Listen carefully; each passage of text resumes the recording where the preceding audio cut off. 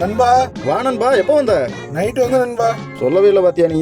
An time ஆயிடுச்சு, அதனாலதான். சரி சரி, எப்படி வெளியூர்ல வேலையில எப்படி போகுது? ஃபர்ஸ்ட் சம்பளத்துக்கு தான் போயிட்டு இருந்தேன்.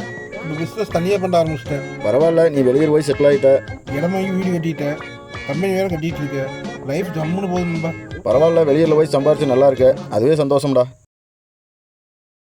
நண்பா, தூரத்தில் உங்க பெரியப்பா வர மாதிரி தெரியுது. அந்தாளா? இரு நண்பா, வரேன்.